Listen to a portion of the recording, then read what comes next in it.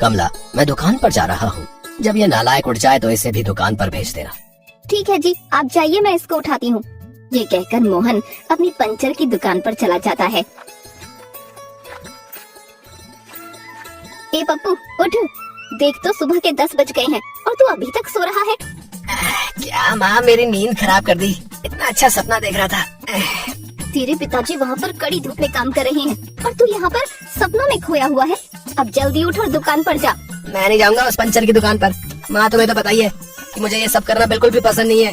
फिर क्यों बेचती हो मुझे उस दुकान पर? पढ़ाई तो तूने की नहीं तो अपने घर बैठकर अचार डालेगा।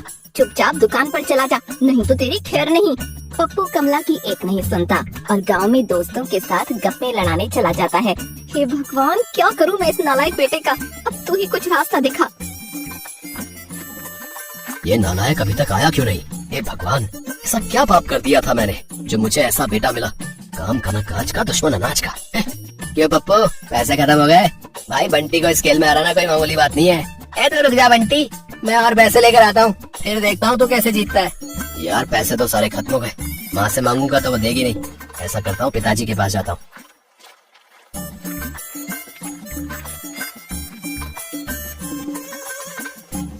क्यों बे नालायक, तू अब आ रहा है? चल अब मेरे साथ, काम में मेरा हाथ बटा। पिताजी, मुझे कुछ पैसे चाहिए, वो माँ ने राशन लाने के लिए बोला है। ठीक है, ये ले पैसे, और सुन, घर पर राशन देकर दुकान पर जल्दी आ जाइयो। राशन के बहाने पप्पू मोहन से झूठ बोलकर पैसे लेकर वहाँ से चला जाता है।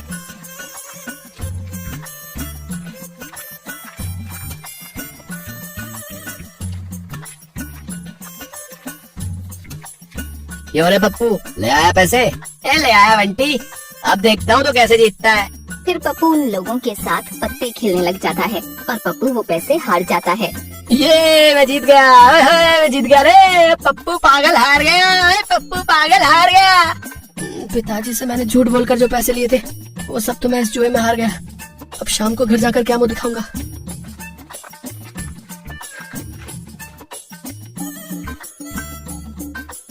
कमला, इस नालायक को तुमने दुकान पर क्यों नहीं भेजा?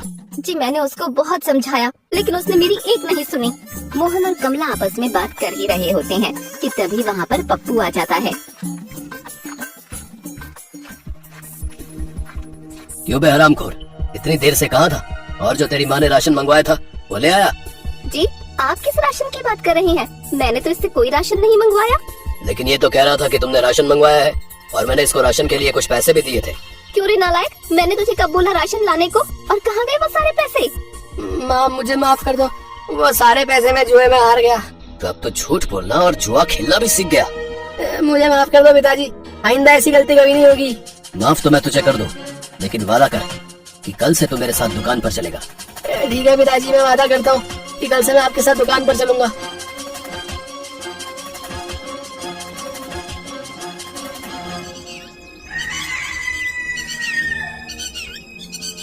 अगले दिन दोनों बाप बेटे अपनी दुकान पर चले जाते हैं।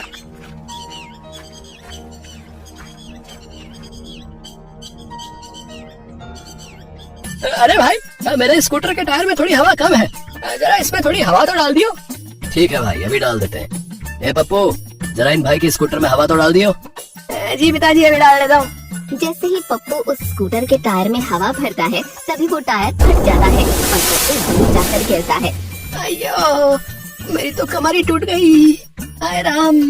अबे साले, अबे तूने मेरे स्कूटर का टायर फाड़ दिया। अबे रुक, तुझे तो मैं अभी देखता हूँ। अरे पिताजी बचाओ, अरे पिताजी, अरे मम्मी रे।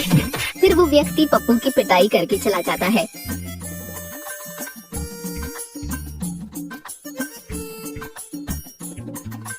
नालायक, तुझसे एक काम ढंग से नहीं होता।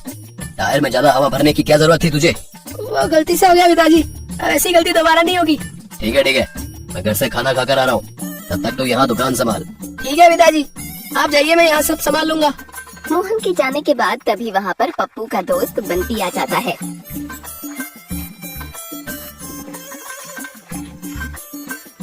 क्यों हुआ पप्पू, अब तो पंचर भी बनाने लगा? लगता है बेचारे के पास जुआ खेलने के लिए पैसे खत्म हो गए। ज्यादा मत बोल बंटी, समझा? नहीं तो यही दूंगा कान के नीचे। और अब मैंने जुआ खेलना बंद कर दिया, समझा? वैसे पप्पू, पंचर बनाकर दिन भर में तुम्हारी कितनी कमाई हो जाती है बे? यार बस दिन भर में 150 रुपए मिल पाते। अरे ये तो बहुत ही कम है, लेकिन मेरे पास एक तरकीब है। क्या तरकीब है तेरे पास? मुझे भी बता ना। मैंने कई पंचर वालों को देखा है, वो उनकी दुकान से कुछ मील दूर सड़क पर कील फेंक देते हैं और उससे लोगों की गाड़ियाँ पंचर हो जाती हैं। ऐसा करके वो दिन का 1000 रुपया छाप रहे भाई। क्या वो सच में ऐसा करते हैं? हाँ मेरे भाई, मेरी मान तो तू भी ऐसा ही कर, देखना कुछ महीनों में ही तू अमीर बन जाएगा। बात तो सही कह रहा है बंटी, अब कल से मैं भी ऐसा ही करूँगा। ठीक है, तो अब मैं चलता हूँ। ये कहकर बंटी वहाँ से चला जाता है और पप्पू लालच में आकर उसकी सारी बातें मान लेता है। अब कल से मैं भी सड़क पर कीले बिछा दूंगा, इससे गाड़ियाँ पंचर हो जाएंगी और उन पंचर को ठीक करके हम मालामाल हो जाएंगे। क्यों रे पप्पू, क्या बड़बड़ा रहा है? कुछ नहीं पिताजी, आप खाना खाकर आ गए, मैं आप ही का इंतजार कर रहा था। शाम को दुकान बंद करके दोनों अपने घर चले जाते हैं।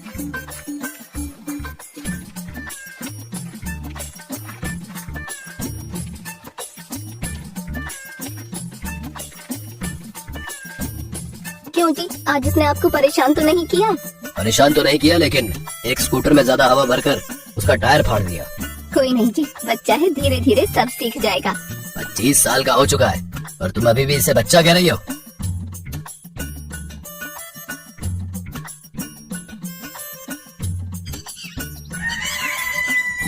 अगले दिन मोहन के उठने से पहले पप्पू उसकी दुकान के कुछ मील दूर बहुत सारे केले बिछा देता है और अपने घर वापस आ जाता है।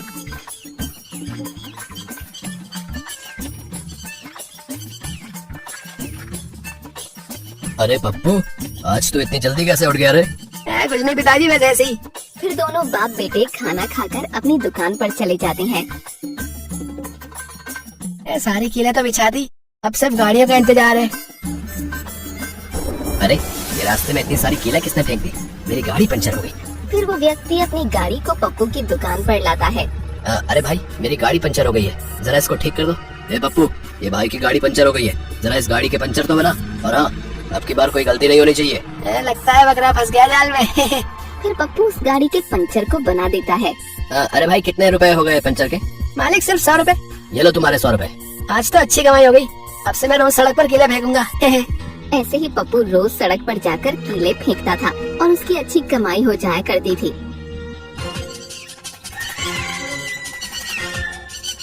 फिर एक दिन पप्पू के पिताजी को दुकान पर हार्ट अटैक आ जाता है।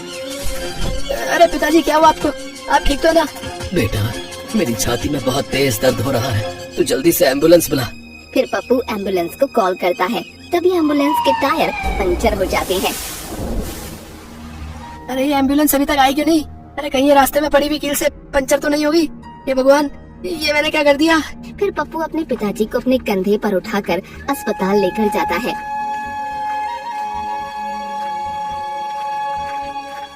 डॉक्टर साहब, मेरे पिताजी को बचा लीजिए, पता नहीं इनको क्या हुआ है। देखिए, इनको हार्ट अटैक आया है और इनका हार्ट खराब हो चुका है। हमें जल्द ही इनका हार्ट बदलना होगा, लेकिन इसके लिए 5 लाख रुपए लगेंगे। मैं पैसे देने के लिए तैयार हूँ, बस आप मेरे पिताजी को बचा लीजिए। फिर डॉक्टर कॉल पर बात करते हैं और फिर पप्पू से कहते हैं, देखिए, जो हार्ट लेकर आ रहे थे उनकी गाड़ी पंचर हो गई है, आपको जल्द ही उनके पास जाकर वो हार्ट लेकर आना होगा।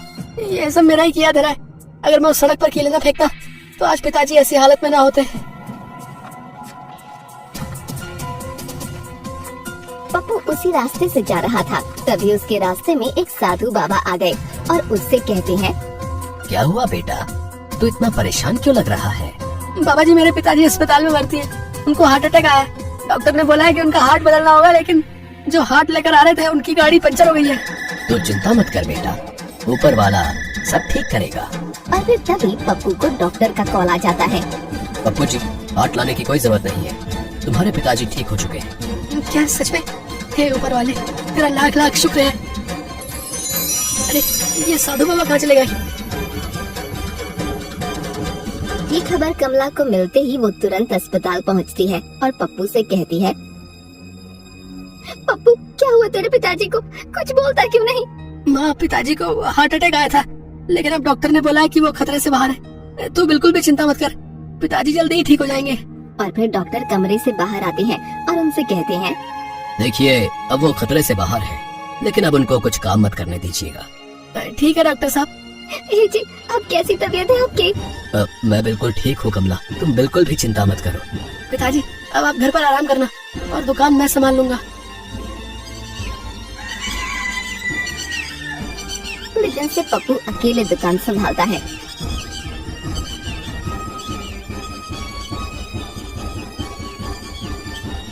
क्यों बे पप्पू, कैसा चल रहा है तेरा धंधा? मैंने जो तरकीब बताई थी वो काम करी कि नहीं? ए भगवान, ऐसा दोस्त कभी किसी को मत देना। अरे तू ऐसा क्यों बोल रहा है यार? आखिर मैंने तेरा क्या बिगाड़ दिया भाई? इससे पहले कि मैं तेरी बीच सड़क पर पिटाई कर दूं, तू चला जाए यहाँ से, समझा?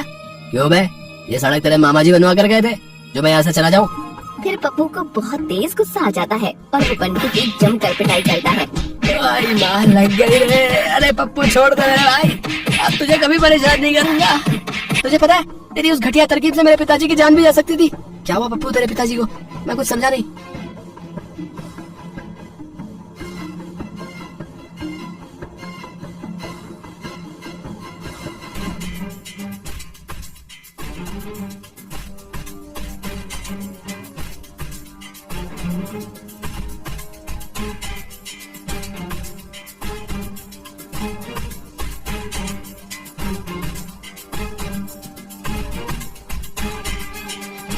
मुझे माफ कर दे मेरे दोस्त, मुझे नहीं पता था कि ये सब करने से तेरे पिताजी की जान भी जा सकती थी। तो वो तो शुक्र है उन साधु बाबा का जो उन्होंने मेरे पिताजी को एक नया जीवन दान दिया। भाई मुझे भी तेरे साथ काम पर रख ले, हम दोनों आपसे ईमानदारी से काम करेंगे। मुझे आज समझ आ गया कि कोई भी काम छोटा या बड़ा नहीं होता। ठीक है, कल से सुबह काम पर आ जाना, हम दोनों एक साथ मिलकर काम करेंगे।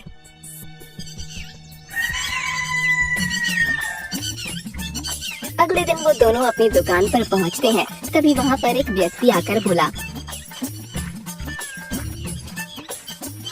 अरे भाई, यहाँ से कुछ दूर मेरी गाड़ी की हवा निकल गई, क्या आप उसमें हवा भर देंगे?